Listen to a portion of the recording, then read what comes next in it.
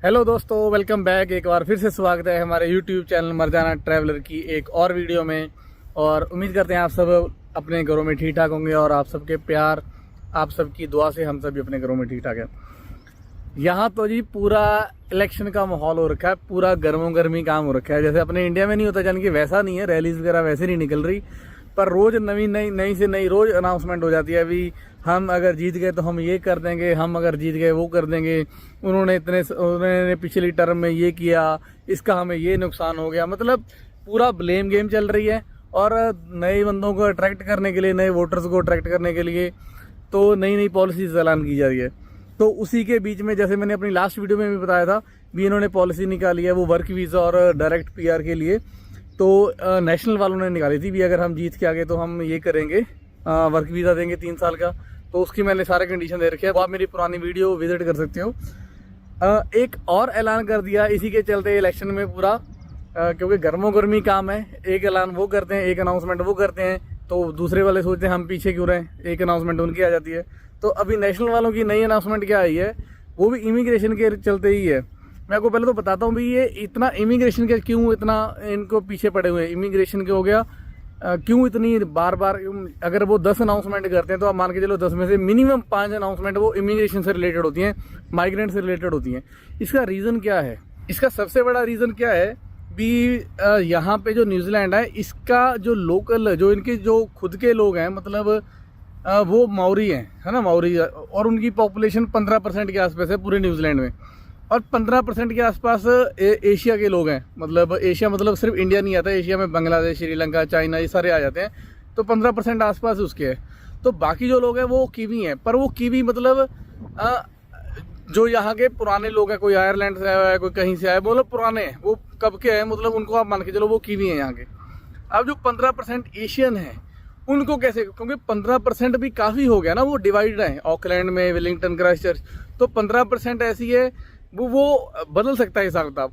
और ऊपर से प्लस पॉइंट क्या हो गया, अभी इन्होंने जो अपनी 821 वाला वीज़ा अनाउंस किया था लास्ट में, 821 वाला वीज़ा आपको याद होगा, जिसमें रेजिडेंसी दी थी इन्होंने, सिर्फ वो दिया था भी अगर आपको 3 साल हो गए यहाँ रहते हो न्यूजीलैंड में तो आप रेजिडेंसी के लिए एलिजिबल हो जाते हो।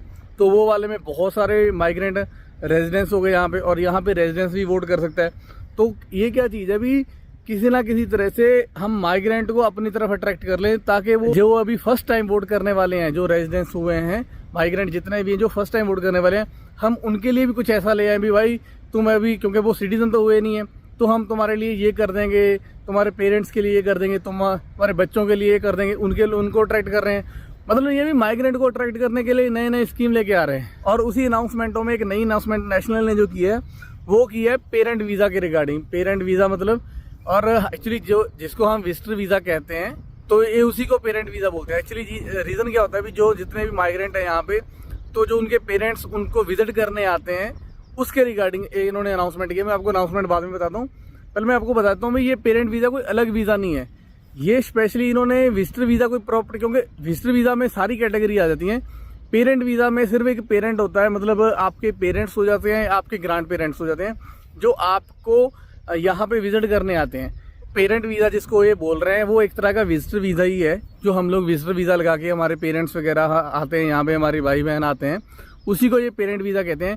क्योंकि मेनली उसको पेरेंट वीज़ा कहने का रीज़न क्या है, क्योंकि ये इनके लिए, सिर्फ ये पेरेंट्स के लिए ही बनाया हुआ है। स्पेशली भी जो माइग्रेंट यहाँ पे हैं उनके पेरेंट्स या उनके ग्रैंड पेरेंट्स उनको यहाँ पे विजिट कर सके, उनके साथ कुछ टाइम स्पेंड कर सकें।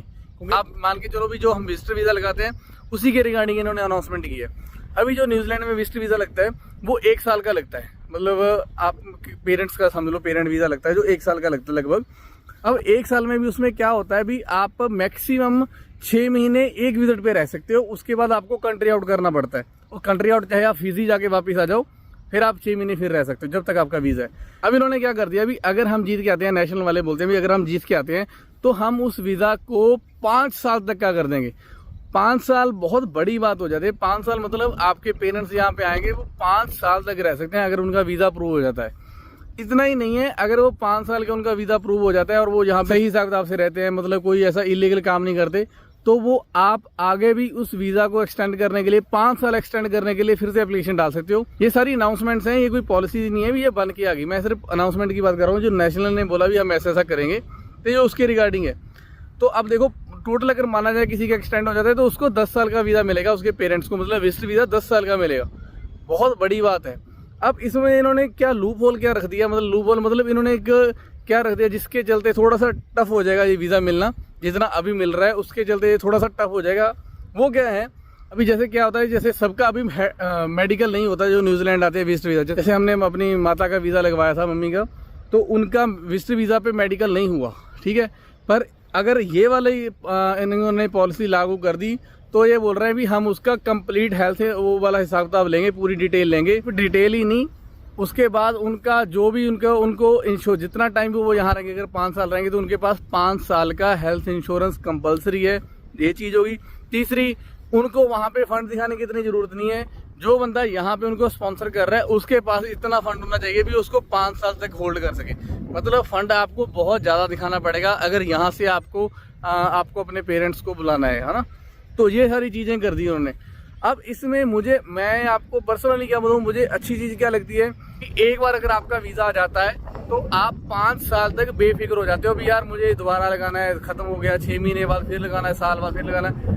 आपके पेरेंट्स जब आपको उनका मन करेगा 1 साल रहना है, 2 महीने, 5 महीने, 6 महीने, 2 साल रहना है, 3 साल, बीच में आना, मल्टीपल एंट्री हो जाएगी, तो उनको बेफिक्री हो जाएगी एक बार वीज़ा लग गया तो। हाँ, थोड़ा सा प्रॉब्लम कहाँ पे आएगी, एक तो फंड शो करने में, और दूसरा हेल्थ इंश्योरेंस, क्योंकि हेल्थ इंश्योरेंस बहुत महंगे हैं। पर साथ ही साथ उन्होंने ये भी बोला भी जितना टाइम वो यहाँ पे रहेंगे, यहाँ पे उनको कोई भी मतलब न्यूजीलैंड के हिसाब से जो न्यूजीलैंड के सिटीजन या रेजिडेंट्स को फैसिलिटीज मिल जाएगी गवर्नमेंट की तरफ से, वैसा कुछ नहीं मिलेगा।